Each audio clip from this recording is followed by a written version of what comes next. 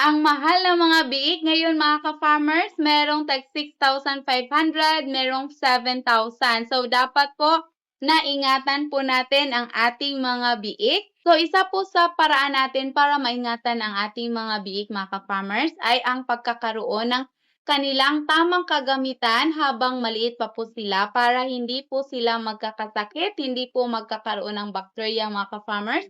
Eto, meron na tayong 6-in-1 piglet toolkit, merong pamputol ng buntot, 10 pieces na needles, fiberglass syringe, pamputol ng ngipin, pangkapon, at saka pangmarka mga ka-farmers. Ayan, dapat ingatan nyo po yung inyong mga biik dahil ang mahal-mahal.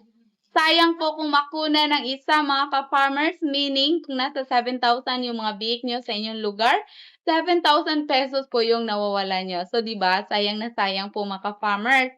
Ang mahal pa po naman ng gestating at lactating feeds, then gumagastos pa tayo sa vitamins. Eto, mag-avail kayo nito mga ka-farmers dahil mura lang po dito sa atin.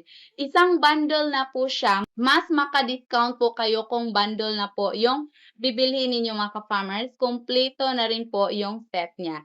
So, maglalagay na lang din po ako ng link or ng yellow basket para maka-avail kayo mga ka-farmers.